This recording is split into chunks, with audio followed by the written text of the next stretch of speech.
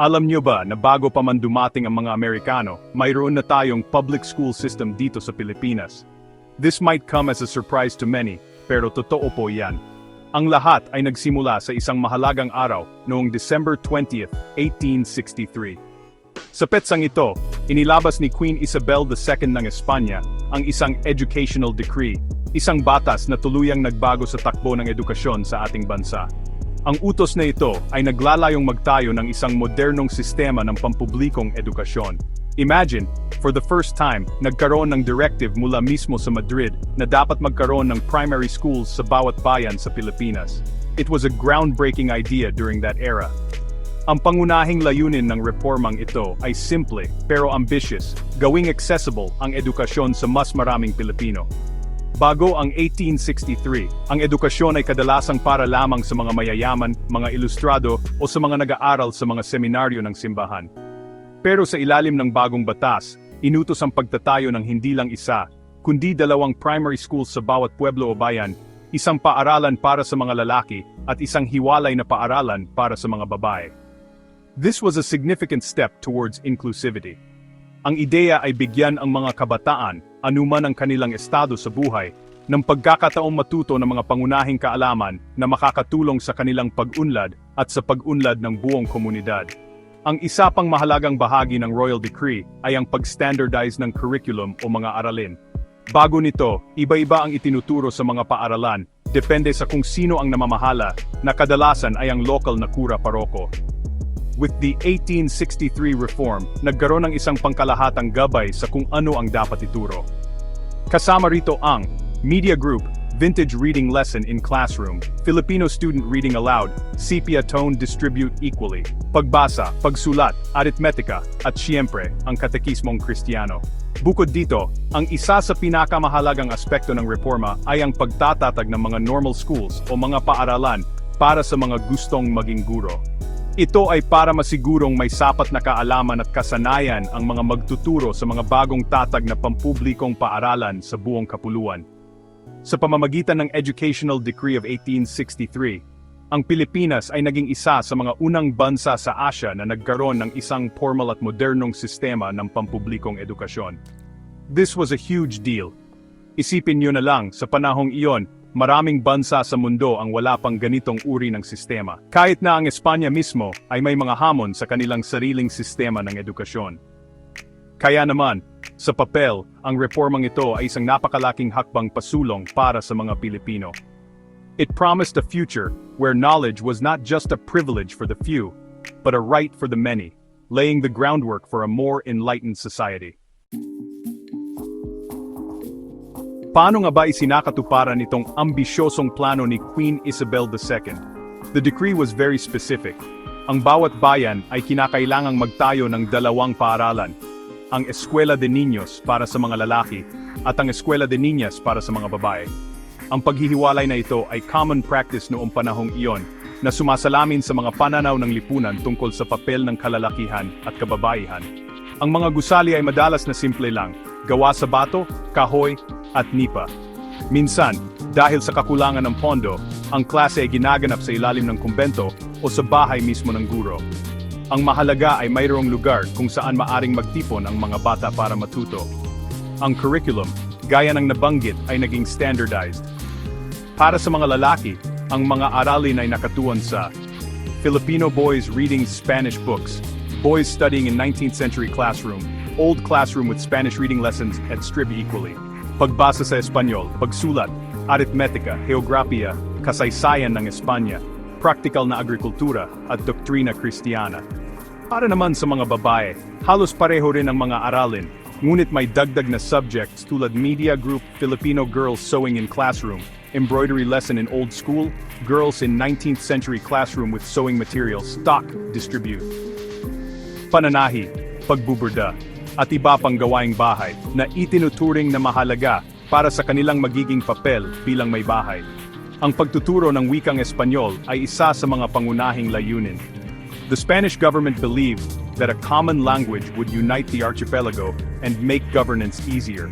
Kaya naman, ipinag-utos na Spanish ang dapat gamiting medium of instruction, kahit na malaki ang hamon sa pagpapatupad nito. Siyempre, hindi tatakbo ang mga paaralan kung walang mga guro. Dito pumapasok ang kahalagahan ng mga normal schools. Ang Eskwela Normal de Maestros sa Maynila na itinatag noong 1865 at pinamahalaan ng mga Heswita ang naging sentro ng teacher training para sa mga lalaki. Dito hinuhubog ang mga magiging maestro. Nagkaroon din ng mga normal school para sa mga babae tulad ng pinamahalaan ng mga madre ng Daughters of Charity of St. Vincent de Paul. Ang mga nagtapos dito ay binibigyan ng titulo at ipinapadala sa iba't ibang bayan sa buong Pilipinas. Ang pagiging guro noong panahong iyon ay isang marangal na propesyon. Bagamat hindi ito gaanong kalakihan ang sahod, it was a position of respect in the community. Ang pinakamahalagang aspeto ng sistemang ito ay ang pagiging bukas nito sa lahat. The decree explicitly stated that education was to be free and accessible to all, regardless of social status, wealth or race.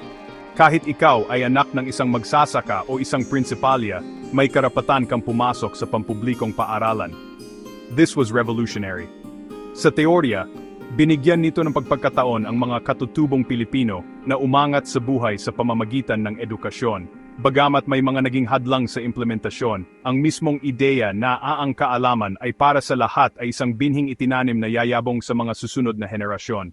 It was a promise of a better, more equitable future for the Filipino people. Maganda man pakinggan sa papel, ang katotohanan sa pagpapatupad ng education reform ay puno ng mga hamon. Isa sa mga pinakamalaking problema ay ang mabagal na pagtaas ng literacy rate. Kahit na dumami ang mga paaralan mula sa humigit kumulang 1,600 noong 1863 hanggang sa mahigit 2,100 noong 1892, ang bilang ng mga marunong bumasa at sumulat ay hindi kasing bilis ng inaasahan. Pagsapit ng taong 1900, ang literacy rate sa Pilipinas ay nasa ilalim ng 50%, halos kapantay lang ng literacy rate sa Espanya noong panahong iyon. Maraming dahilan para dito: kakulangan sa pondo, kakulangan sa mga libro at kagamitan, at ang hirap ng pagtuturo ng wikang Espanyol sa mga batang nagsasalita ng iba't ibang lokal na wika. Ang kalagayan sa loob mismo ng mga silid-aralan ay isa ring malaking pagsubok. Kung gusto nating magkaroon ng malinaw na larawan nito, basahin lang natin ang nobelang Noli Me Tangere ni Dr. Jose Rizal. Sa nobela, isinalarawan niya ang kuwento ng isang guro sa bayan ng San Diego. Ang guro ay napilitang magturo sa isang napakaliit at hindi angkop na lugar, sa ilalim ng kumbento, katabi pa ng garahe ng karwahe ng kura paroko. Tuwing may dumadaan o may ingay, natitigil ang klase. The learning environment was far from ideal. Bukod pa rito, madalas siyang nakakatanggap ng pang-iinsulto mula sa pari na nagpapababa sa kanyang autoridad sa harap ng kanyang mga estudyante. This vividly illustrates the lack of resources and support given to teachers. Ang mga guro, na dapat sana ay mga haligi ng bagong sistema, ay nakaranas ng maraming paghihirap. Bukod sa mababang sahod, madalas silang napapailalim sa kapangyarihan ng lokal na kura paroko na siyang de facto school inspector. Kung hindi gusto ng pari ang paraan ng iyong pagtuturo, o kung sa tingin niya ay nagiging masyadong liberal ang iyong mga ideya, maaari kang matanggal sa trabaho. Ang ganitong setup ay lumikha ng isang kapaligiran ng takot at pagsunod na pumipigil sa mga guro na magturo ng malaya at epektibo. Ang kwento ng guro sa Noli Me Tangere ay hindi lang katang-isip. Ito ay salamin ng tunay na pinagdaanan ng maraming maestro noong panahong iyon. Dahil sa mga hamong ito, marami sa mga layunin ng reforma ang hindi ganap na naabot. Ang kakulangan sa tunay na suporta mula sa gobyerno at simbahan, ang kahirapan sa buhay na pumipilit sa maraming bata na magtrabaho sa halip na mag-aral, at ang kultural na agwat sa pagitan ng mga patakarang galing sa Espanya at ng realidad sa Pilipinas ay naging malalaking hadlang. Sa huli, ang pangarap ng isang tunay na universal na edukasyon ay nanatiling isang pangarap para sa marami. Ang sistema ay nagbigay ng liwanag. Ngunit ito ay isang liwanag na madalas ay andap-andap at hindi nakakaabot sa lahat ng sulok ng kapuluan. Ang mga problema at kabiguan sa sistema ng edukasyon ay naging isa sa mga gatong na nagsindi sa apoy ng damdaming makabayan. Habang dumarami ang mga Pilipinong natututong bumasa at sumulat, kahit paunti-unti, nagsimula rin silang magbasa ng mga ideya tungkol sa kalayaan, karapatan, at pagkakapantay-pantay. Mismong si Rizal, sa kanyang mga sulat, ay idiniin na ang edukasyon ang susi para magising ang bayan. For him, an educated populace would not allow itself to be oppressed. Ang mga paghihirap na nakita niya sa mga paaralan, tulad ng isinalalarawan niya sa Noli, ay nagpatibay sa kanyang paniniwala na kailangan ng malalim na reforma, at kung hindi ito ibibigay ng mga Espanyol, kailangang ipaglaban ito ng mga Pilipino. Ang mga guro mismo ay naging mahalagang bahagi ng kilusang revolusyonaryo.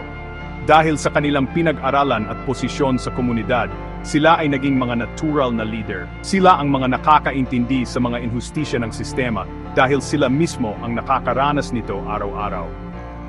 Nang ideklara ang state of war noong Agosto 1876, isa sa mga unang ginawa ng Spanish Civil Administration ay ang pag-order sa pagtanggal ng mga gurong pinaghihinalaang kasapi o simpatisador ng Katipunan. This shows how threatened the colonial government was by the influence of these educated Filipinos.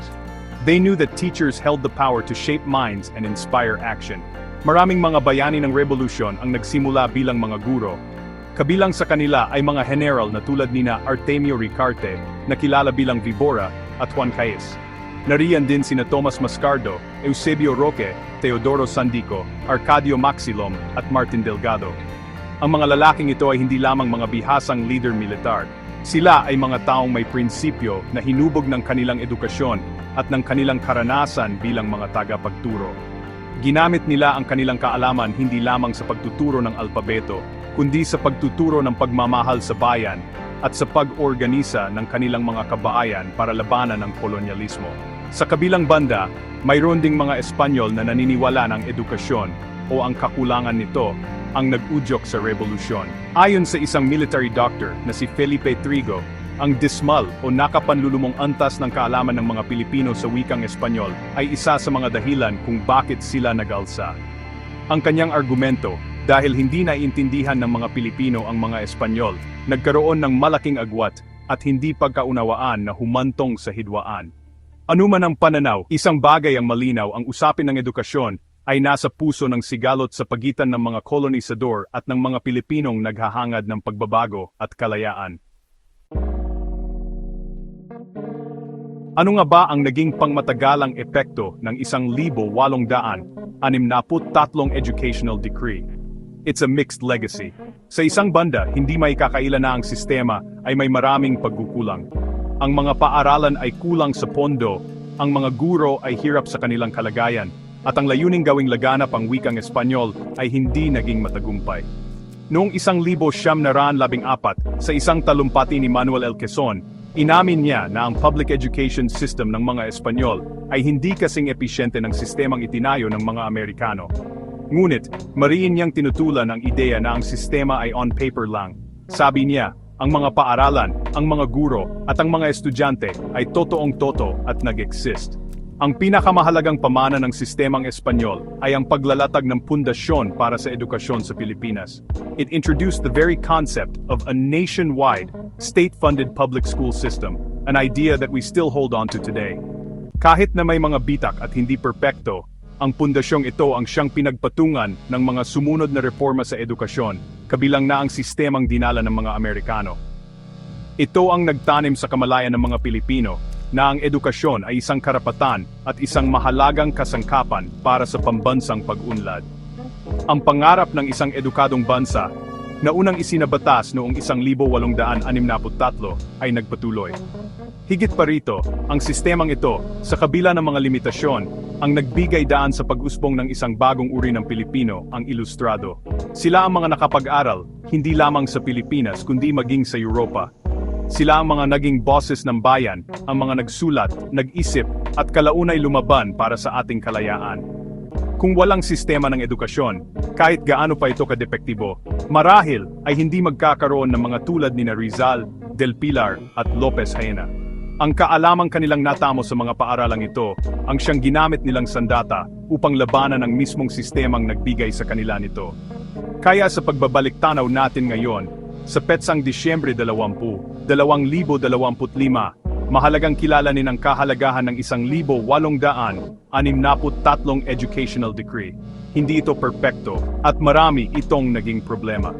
Ngunit ito ang unang malaking hakbang sa mahabang paglalakbay ng Pilipinas tungo sa pagkakaroon ng isang lipunang nagpapahalaga sa karunungan. Ito ay isang paalala na ang bawat malaking pagbago ay nagsisimula sa isang ideya, isang batas, isang pangarap, isang pundasyon, na kahit may bitak, ay sapat na upang pagtayuan ng isang mas matatag na kinabukasan para sa sambayanang Pilipino.